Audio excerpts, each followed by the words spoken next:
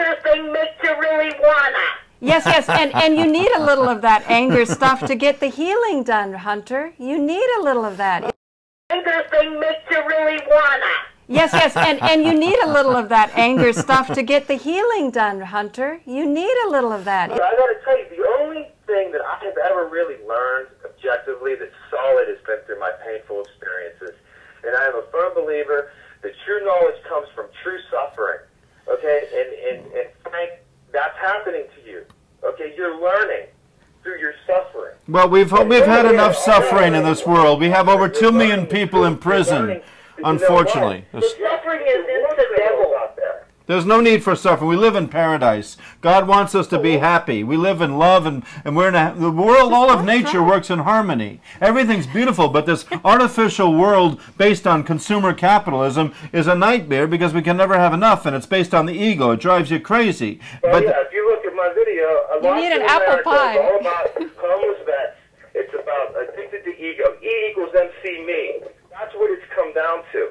The selfishness of people is unimaginable, and that's what I mean giving up. They have to give up their SUVs and their flat screen televisions and all this crap that they don't need, and they don't want to do that. Those comforts of No, life, wait, they don't have to do that. Cold fusion, they could have it. Social opiate. Hunter, I don't agree with that. I think things are good. I love flowers. I love beautiful clothes. I love diamonds. I love it all. And flat screen TVs that are space savers, they're good.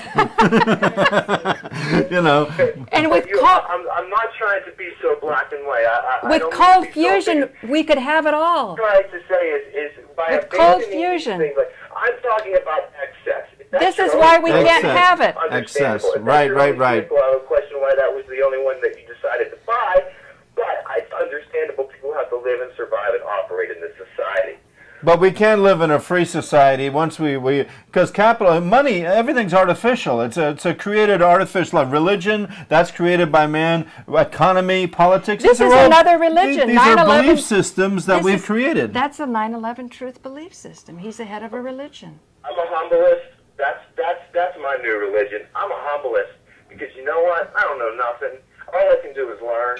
All I can do is get a little bit of cheese and maybe formulate something concrete in my brain.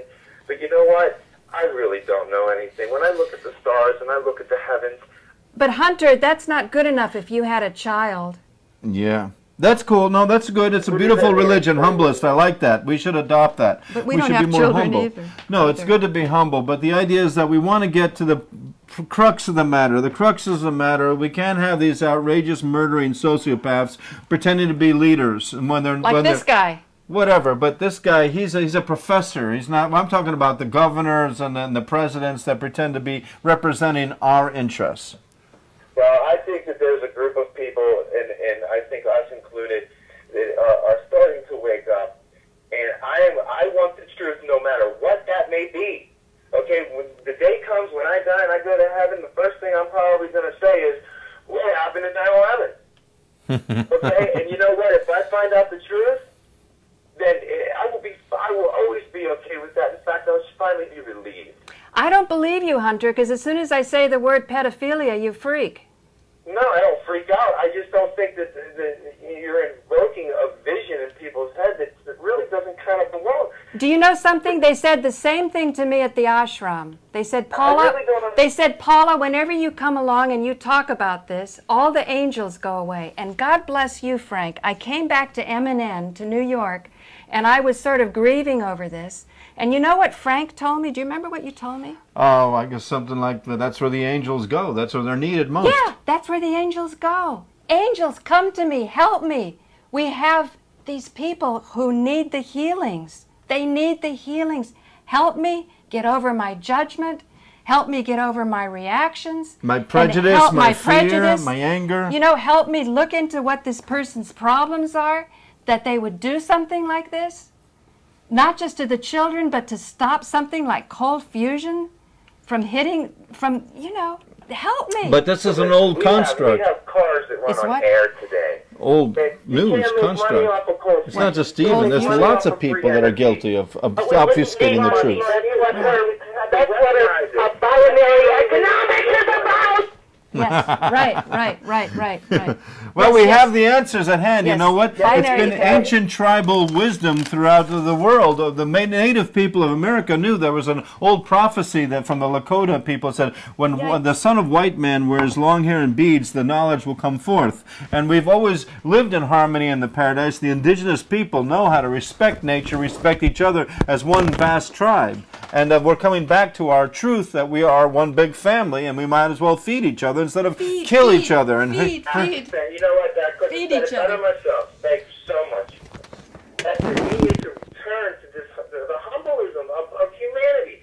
We are spiritual beings in a body, in a vessel, in a container. we're all connected. It's all one. We're all one. Murder and ignore the true meaning of life, which is to absorb knowledge and to absorb and educate yourself and experience. That's why you have hands and legs and hair and eyes to see and ears to hear with. It's to feel and experience, because that may not be a pleasure or something afforded to a spiritual being.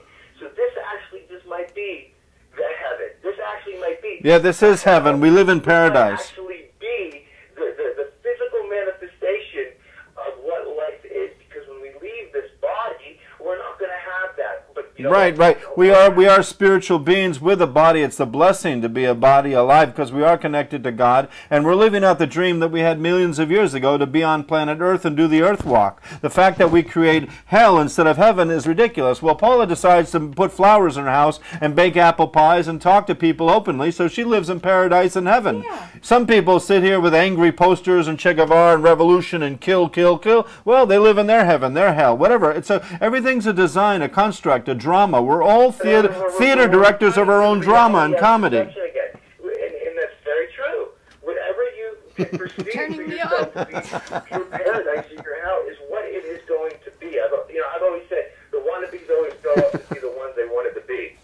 You know, and we're living out the dream that we constructed in our soul, 1,000 years ago or 100 years ago. We're living out this dream now on Earth. This is paradise.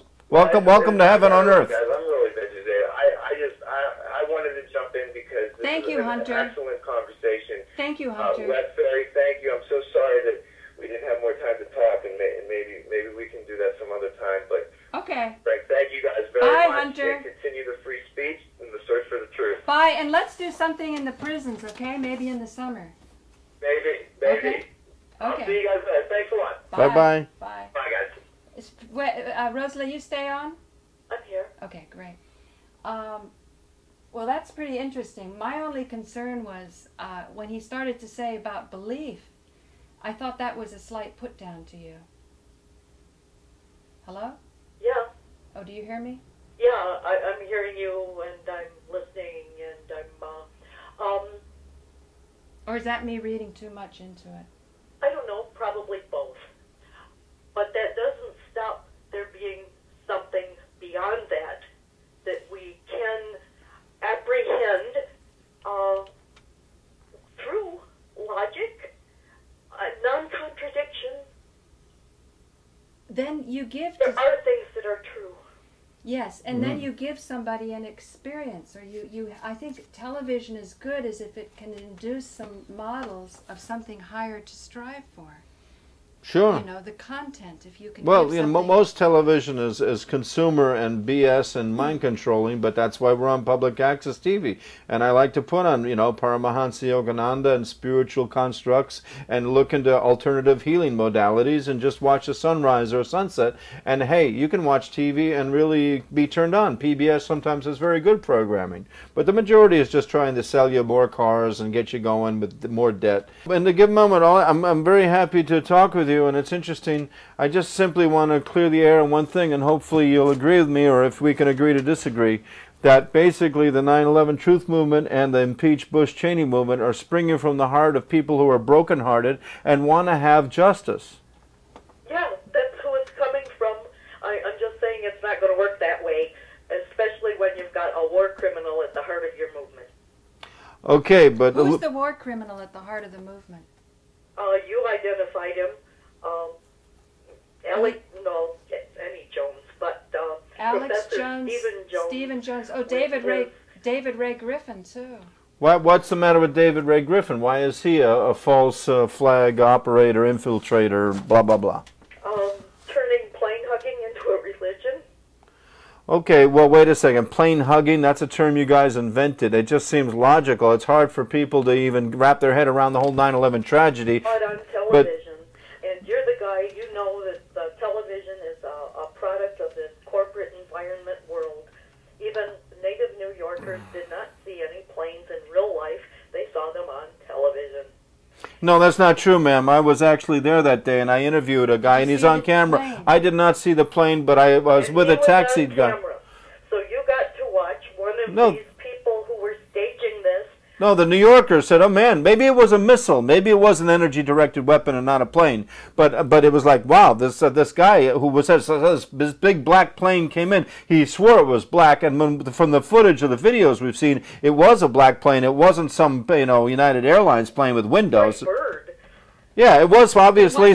It was some No, there's another footage of the plane driving along the horizon where it is black. There's no windows, and it is a strange, obviously some sort of military weapon plane. This is a guy who knew what the cartoons looked like. You got to first-hand witness one of the perps. If there was anybody on this planet who needs locking up, you got to watch one of these guys who need locking up getting interviewed.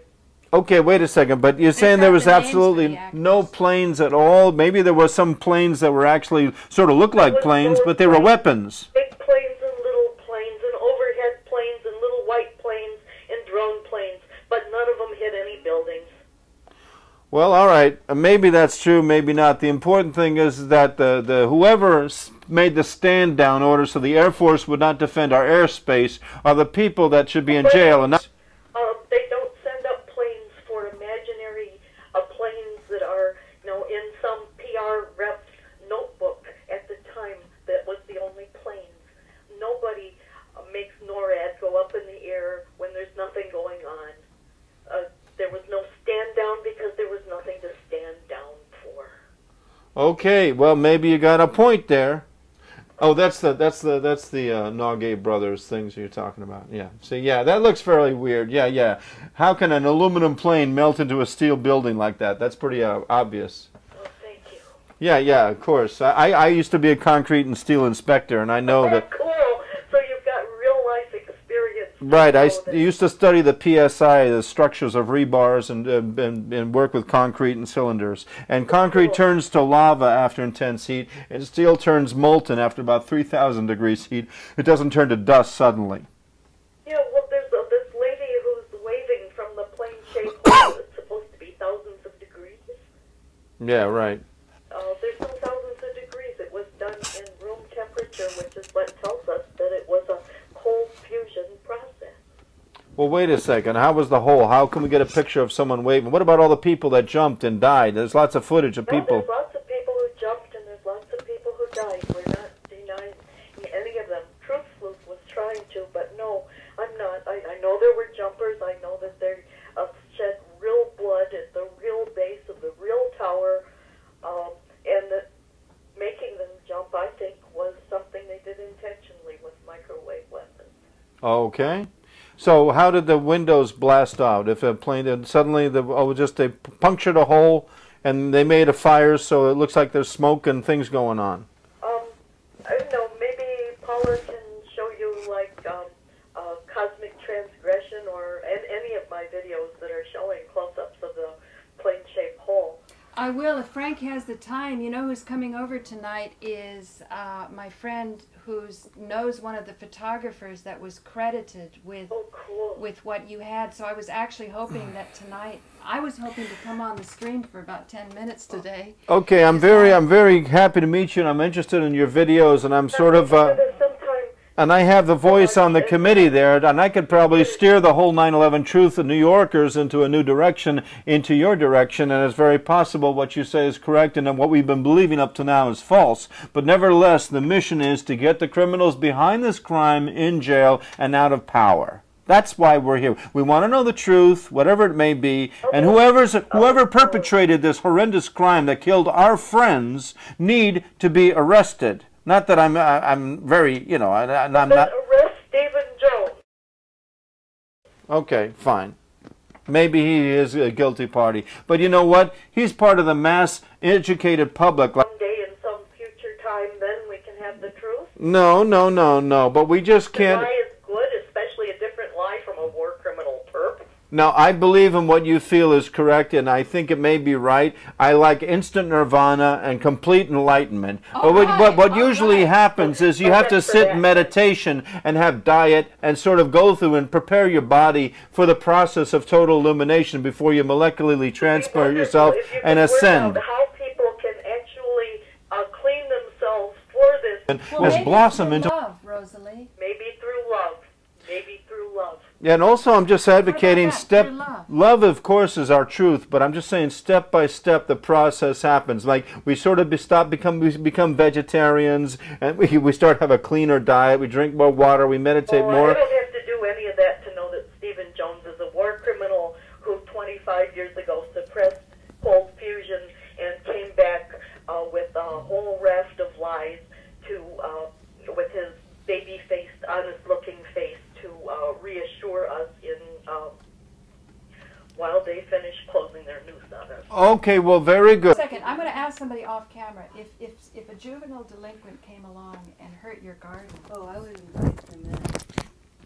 I would invite them in and teach them the reverence of the garden, teach them the power of the seed. Be taught reverence and the love and how we appreciate nature and how important it is. Well, so you can't hear her, Rosalie. You can't teach them with anger. You have to teach them with love. Okay, she's right. We have to teach them with love, not with anger. And when I say lock them up, I don't say beat them over the head or torture them or put them behind bars. I said we need penal code reform and teach prisoners about gardening, teach them meditation, and really reform people that don't respect society or people's property or themselves about what respect is. I'm not saying that I believe in the prison system as it stands. It's a horror show. But what we can have is certain people that are delinquent and selfish learn about what it is to respect society and life. But how about the best penal code reform would be not to have the prison in the first place, to work it out right here in the families, in the societies, in the communities with the gardens. She's nodding, this beautiful woman who won't come on camera, I just can't imagine why not, is nodding. Does that make sense, Rosalie? That makes sense.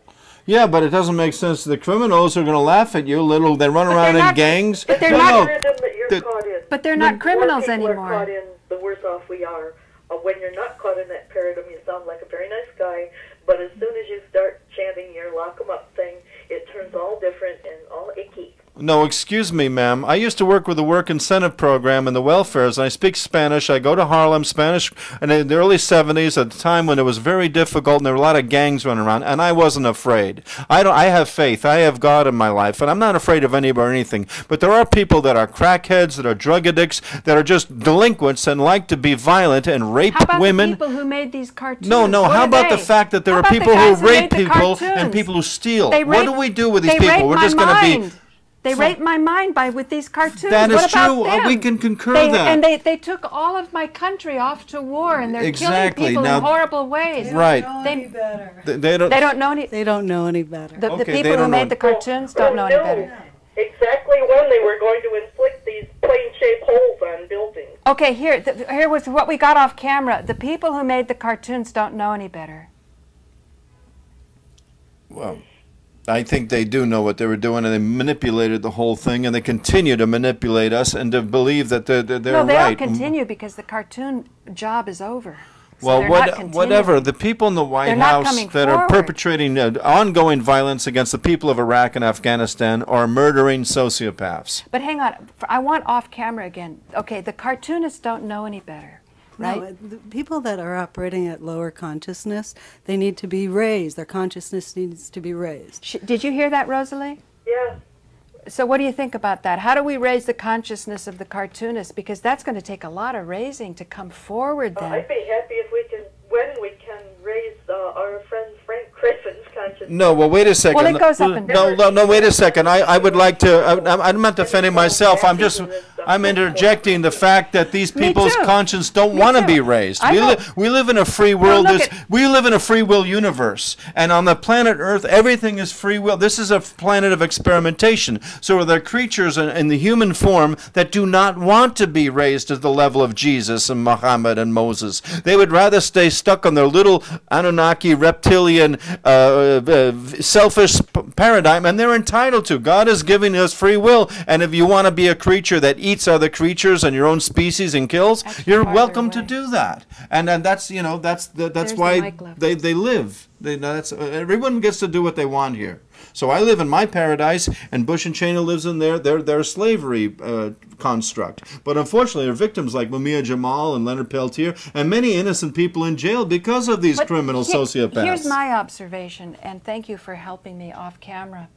I think as human beings, we tend to want to sort of default into blaming somebody. Each of us has to have a scapegoat. And we would like to think we don't, but I think we do. I certainly did with Stephen Jones and the cartoonists. You do with Bush and Cheney. But if we step back and look at it, if we really want to get into this new paradigm, it's to not have any blame at all outside of ourselves and see if we can do the grief work to see that these elements are all inside ourselves. Yes, the elements of... Then even if we're in a prison, we can be free. True. That is very philosophical and true. But the fact of the matter is, stooges like Spitzer, who campaigns and champions and makes a mark for himself to outlaw prostitution, that it turns out he spent over $80,000 to hire prostitutes, is a major hypocrite who pretends to be a leader and is a governor that has the power to liberate people from jails, but he's arresting people, and good women who are streetwalkers and call girls have to be arrested and harassed because some asshole hypocrite is in power creating this illusion. And this is why I say these are the criminals that need to be arrested and taught gardening and meditation and learn how to change their tune, man. Is that can you agree with that or not? All of us need to learn gardening, actually. Hello? Rosalie? Yep. I mean, excuse me. We should have a window box. I got these for $2 each at the Union Square Market. The crocuses don't last very long. Saffron. That's saffron. Saffron? The yellow is saffron. Oh, the yellow is, this is saffron. Can we eat that? Yeah. Oh, good. We can eat these. Isn't that amazing? We can eat these. This is saffron. Did you know that, Rosalie? Delicious. Oh, how cool. The piston, I guess, in here, is that the piston you call it? That's the yellow part of side these. What are these? Let me go. What are they called? Daffodils? Crocus. Crocuses. Here, let me show. Here, I'll show you. Crocuses are in bloom. Here, I've got it here. I'm just mad about That's saffron.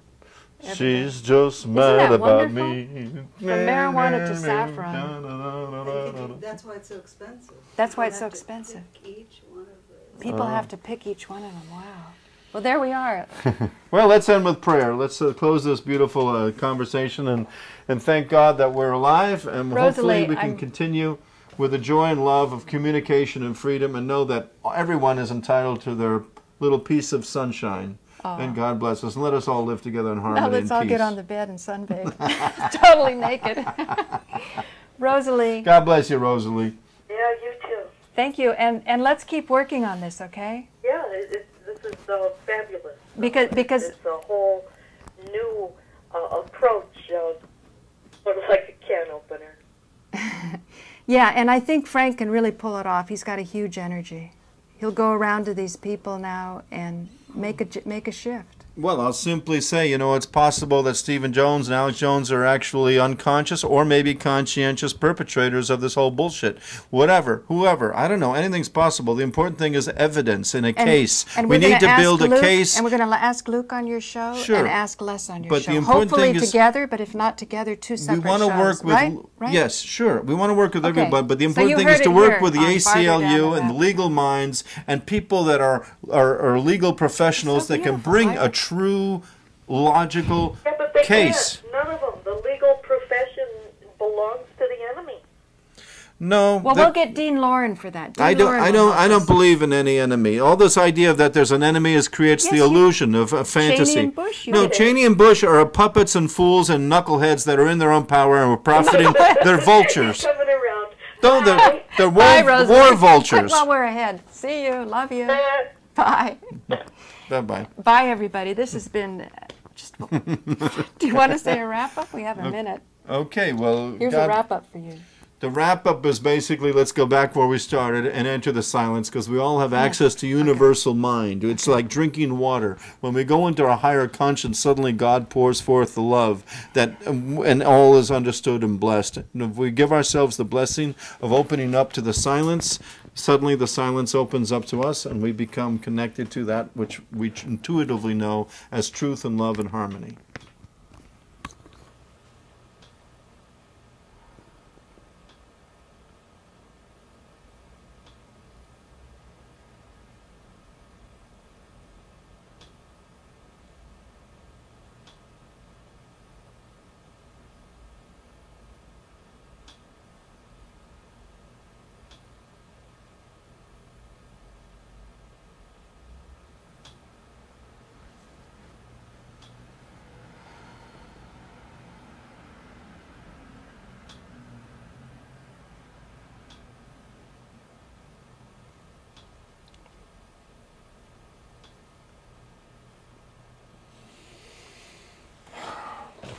Let us chant 7 ohms and go through the 7 chakras, starting with the grounding of the red, and go through the whole rainbow through our body, and bring in from the planet Earth the red light up through our system, and then go through orange, yellow, green, blue, indigo, violet.